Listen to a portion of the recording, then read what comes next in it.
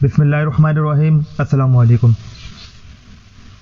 Rohail talc کے اس channel پر ایک نئی کہانی جس کا موضوع ہے مقافات عمل پیش خدمت ہے۔ شہر کی اس پرونق سڑک پر کہیں گاڑیاں اپنی اپنی منزل کی جانب رواں دوا تھی۔ انہی میں ایک گاڑی تھی جس میں ایک 50 سال کے قریب عمر کے بزرگ بیٹھے تھے۔ بابا جی اب اتر بھی جائیں، گاڑی ایک عمارت کے سامنے روک کر ڈرائیور نے کہا تھا۔ بابا جی نے سر ہلایا اور دروازہ کھول کر باہر اترے تھے۔ کتنے پیسے ہوئے؟ بابا جی نے کہا۔ رہنے دو بابا جی، اب آپ جیسے بزرگ سے پیسے لیتے اچھا لگوں گا کیا؟ اس نے کہہ کر گاڑی آگے بڑھا دی، جبکہ وہ بزرگ اپنے سامنے کھڑی اس عمارت کو دیکھ رہے تھے جہاں اب انہوں نے رہنا تھا۔ انہوں نے اس کی جانب قدم بڑھا دیے۔ یہ جگہ ان کے لیے نئی نہ تھی۔ عمارت کے داخلی دروازے کے اوپر کچھ لکھا تھا، دارالامان۔ یہ دیکھ کر آنکھوں میں نمی آئی تھی۔ انہیں یاد آیا آج سے کچھ سال پہلے بھی وہ اس جگہ آئے تھے۔ مجھے یہاں مت چھوڑو بیٹا، میں یہاں کیسے رہوں گی؟ وہ ان کی ماں تھی جو رو رو کر اس سے فریاد کر رہی تھی۔ امی جان، آپ سمجھ نہیں رہی بات کو۔ سعدیہ آپ کے ساتھ رہنا نہیں چاہتی اور میرے پاس اتنے پیسے نہیں ہیں کہ میں آپ کو الگ رکھ سکوں۔ کتنا بے رحم تھا وہ۔ اپنی بیوی کی خواہش سے اسے اپنی ماں کے آنسوؤں سے زیادہ قیمتی لگی تھی۔ میں اسے کچھ نہیں کہوں گی بیٹا، بس مجھے اپنے آپ سے الگ مت کرو۔ وہ اس کے سامنے ہاتھ جوڑے کھڑی تھی۔ معاف کر دو اماں، میں روز روز کے ڈرامے برداشت نہیں کر سکتا۔ اب یہاں تمہیں کوئی مسئلہ نہیں ہوگا، آتا رہوں گا میں۔ وہ اپنی ماں کے پاس سے اٹھا تھا۔ اس کی ماں کی پکار نے دروازے تک اس کا پیچھا کیا تھا، مگر انہوں نے کچھ نہیں سنا تھا۔ اپنی ماں کو اس عمارت کے اندر چھوڑ کر وہ خود چلے گئے تھے، ہمیشہ کے لیے۔ آج اتنے سال بعد وہ دوبارہ اسی عمارت کے اندر موجود تھے، مگر آج وہ اس عمر میں تھے جس عمر میں وہ اپنی ماں کو چھوڑ کر گئے تھے۔ یادوں سے باہر نکل کر وہ ایک آدمی کی جانب گئے۔ میرا کمرہ کہاں ہے؟ وہ اس آدمی سے پوچھ رہے تھے جو شاید یہاں کوئی کام کرتا تھا۔ آؤ بابا، تمہیں چھوڑ کر آتا ہوں۔ وہ اب اس کے پیچھے چل رہے تھے۔ ایک راہداری سے گزر کر 3 کمروں کے بعد چوتھے کمرے میں ان کا سامان رکھا گیا۔ انہوں نے دیکھا وہاں 3 پلنگ رکھے تھے۔ اس کے جانے کے بعد انہوں نے آگے بڑھ کر اپنا بیگ پلنگ پر رکھا تھا۔ اپنا بیگ کھول کر اس میں سے البم نکالا۔ یہ پہلی تصویر تھی جس میں وہ اپنے 5 سال کے بیٹے کے ساتھ کھیل رہے تھے۔ بے اختیار اپنا وقت یاد آیا تھا۔ امی، وہ روتے ہوئے اپنی ماں کو پکار رہا تھا۔ کیا ہوا؟ اس کی آواز سن کر وہ بھاگتی ہوئی کچن سے آئی۔ مجھے چوٹ لگی ہے۔ اس نے اپنی کونی آگے کر کے اپنی چوٹ دکھائی دی۔ ارے میرے بچے، ابھی ٹھیک کرتی ہوں میں اس کو۔ اور تھوڑی دیر بعد وہ دوائی لے آئیں اور اسے لگا رہی تھی۔ انہیں اچانک ہی اپنی ٹانگوں میں درد محسوس ہوا تھا۔ البم سے نظر ہٹا کر اپنی ٹانگوں کو دبانے کے لیے جھکے تھے۔ اچانک ایک منظر آنکھوں کے سامنے آیا۔ وہ پانی لینے کے لیے کچن میں آئے تھے۔ ٹانگوں میں شدید درد کی وجہ سے چلنا دشوار ہو رہا تھا۔ پانی کا گلاس لے کر وہ پلٹے تھے کہ پاؤں نیچے رکھی چوکی سے ٹکرا گیا۔ گلاس ٹوٹنے کی آواز پر بہو کچن میں آئی۔ یہ کیا کر دیا آپ نے؟ یہ میرا نیا ڈنر سیٹ تھا۔ بہو نے فوراً چلانا شروع کر دیا۔ کمرے میں بیٹا بھی آیا تھا۔ کیا ہوا ہے؟ وہ بیوی کو چلاتے دیکھ کر پوچھ رہا تھا۔ میرا نیا سیٹ تھا یہ، دیکھو بابا نے توڑ دیا۔ بیٹے نے ان پر غصیلی نگاہ ڈالی۔ بابا، کتنی بار کہا ہے آپ اپنے کمرے میں رہا کریں، کیوں آئے تھے آپ یہاں؟ وہ اب اپنے اس بوڑھے باپ پر چلا رہا تھا۔ پانی لینے آیا تھا بیٹا، ایک کمزور آواز نکلی۔ ارے تو انتظار کر لیتے، لے آتی میں پانی، مگر نہیں، انہیں تو شوق ہے چیزیں توڑنے کا، بہو کی طرف سے جواب آیا تھا، جس پر بیٹے نے نفی میں سر ہلایا۔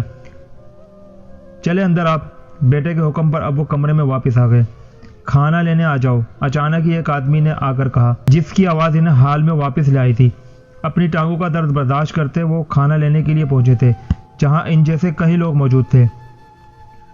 روٹی توڑ کر ایک نوالا منہ میں ڈالا تھا کہ مسوڑوں میں شدید درد کی وجہ سے وہ یہ سخت روٹی نہیں کھا پا رہے تھے۔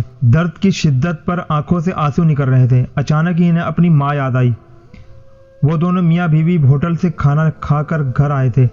صحن میں رکھی چرپائی پر بیٹھی ان کی ماں نے بہو سے روٹی بنانے کے لیے کہا۔ اماں، روٹی بنا کر تو گئی تھی میں، بیگم نے اماں کے سامنے کھڑے کھڑے ہی جواب دیا۔ مسوڑوں میں درد ہے بہت، سخت روٹی نہیں کھائی جاتی، مجھے تازہ نرم روٹی بنا کر دے دو۔ اماں کی بات پر بیگم کے تاثرات بدلے تھے۔ دیکھ رہے ہیں آپ، میں ابھی باہر سے تھک کر آئی ہوں اور اب آپ کی ماں کو تازہ روٹی کھانی ہے؟ بیگم کا رخ اب ان کی طرف مڑ گیا تھا۔ اماں، کیا ہو گیا ہے؟ اب اتنی بھی سخت روٹی نہیں ہے کہ کھائی نہ جائے۔ اس کی بات سن کر ماں چپ ہو گئی۔ اسے یاد آیا اس دن اماں نے بھی سخت روٹی کھائی تھی، انہیں بھی اتنا ہی درد ہوا ہوگا۔ کہیں آنسو تھے جو آنکھوں سے نکل کر بہہ گئے۔ کھانا کھا لینے کے بعد وہ باہر لان کی جانب آئے تھے۔ ایک بینچ پر بیٹھ کے انہوں نے وہ البم دوبارہ کھولا۔ یہ ان کے بیٹے اور بہو کی تصویر تھی۔ وہ اپنے بیٹے کی پسند سے ہی بہو لائے تھے۔ بیٹے کی ہر خواہش پوری کرنا تو جیسے انہیں مطمئن کر دیتا تھا۔ انہیں یاد آیا آج سے 1 ہفتے پہلے جب بدلتے موسم کی وجہ سے ان کا گلا خراب اور بخار ہوا تھا تو بہو نے انہیں ایک دوائی گھر سے ہی لا کر دی تھی، مگر اس سے آرام نہیں آیا تھا اور بیٹے کے پاس اتنا وقت نہیں تھا کہ وہ انہیں ڈاکٹر کے پاس لے جاتا۔ اس رات کھانسی کی شدت میں اضافہ ہوا تھا۔ وہ باہر صحن میں رکھی چارپائی پر لیٹے تھے۔ بہو اور بیٹا اپنے کمرے میں تھے جب اچانک ہی انہیں کھانسی شروع ہوئی تھی۔ مسلسل کھانسنے کی وجہ سے انہیں سانس لینے میں بھی دشواری ہو رہی تھی۔ اف، کیا مسئلہ ہے؟ کیوں اتنا شور کر رہے ہیں؟ سکون سے سو بھی نہیں سکتا کیا کوئی یہاں؟ یہ ان کا بیٹا تھا جو کمرے سے باہر نکل کر چلایا تھا، کھانسی ہے بہت، مجھے پانی دے دو۔ اپنی کھانسی کے درمیان بہت مشکل سے یہ لفظ ادا کر گئے تھے۔ آپ بھی نہ بابا، کھانسی تھی تو کوئی دوائی پی لیتے، ضروری تھا کیا پوری رات کھانس کر دوسروں کی نیند خراب کرنا؟ پانی کا گلاس دیتے ہوئے اس نے کہا تھا۔ بہو نے دی تھی دوائی مگر اثر نہیں ہوا تو ڈاکٹر کے پاس چلے جاتے، یہیں پاس میں ہی تو ہے، وہ اسی اکتائے ہوئے لہجے میں کہہ رہا تھا۔ ٹانگوں میں درد ہے بہت بیٹا، انہوں نے ایک اور مجبوری بیان کی۔ تو اس کے لیے بھی لے لیتے دوائی، میرے پاس اب اتنا ٹائم تھوڑی ہوتا ہے کہ میں اپنے کام سے آ کر ڈاکٹروں کے چکر لگاؤں، سکون سے سو جائے آپ پلیز، وہ کہہ کر اپنے کمرے میں واپس جا چکا تھا۔ جبکہ وہ وہیں بیٹھے اس وقت کو یاد کر رہے تھے جب ان کی ماں بھی اسی طرح بیمار تھی۔ وہ اس وقت کام سے تھکا گھر آیا تھا جب اماں چارپائی میں لیٹی تھی۔ کیا ہوا امی آپ کو؟ ان کے چہرے کے تاثرات دیکھ کر اس نے پوچھا تھا۔ بدن میں درد اور بخار ہے بہت، امی نے کمزور آواز میں جواب دیا۔ تو کوئی دوائی لے لیتی نا؟ لی تھی دوائی، ڈاکٹر کے پاس جانا ہوگا، مگر ابھی تو ہم نے امی کی طرف جانا ہے، بہو بیگم کی جانب سے جواب آیا تھا۔ ہاں میں آ کر آپ کو لے جاؤں گا اماں، وہ کہہ کر کھڑا ہوا۔ امی سے جواب لینے کی ضرورت محسوس نہیں ہوئی تھی۔ اس کے بعد جانے کتنے دن تک وہ بخار میں تپتی رہی، مگر اس کے بعد اتنا وقت ہی نہیں تھا کہ وہ انہیں ڈاکٹر کے پاس لے جاتا۔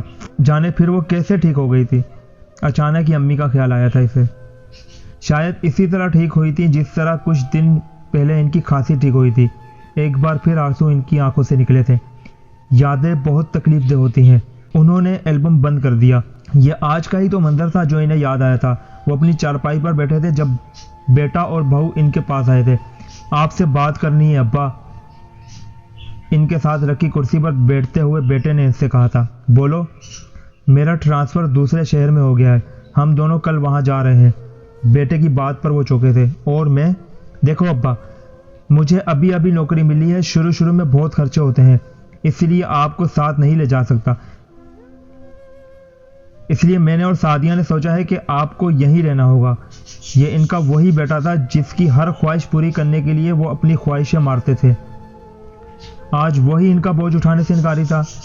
اکیلا کیسے رہوں گا؟ وہ نم آنکھوں سے پوچھ رہے تھے۔ اولڈ ہوم میں رہ لیں گے آپ ابا، ویسے بھی وہاں بہت لوگ ہوتے ہیں، آپ کو پریشانی نہیں ہوگی۔ دادو بھی تو وہیں رہی تھی۔ جواب ایسا تھا کہ سانسیں تک رک گئی تھی۔ اولاد جب ماں باپ سے بیزار ہو جاتی ہے تو کیا قیامت ہوتی ہے، یہ انہیں آج محسوس ہوئی تھی۔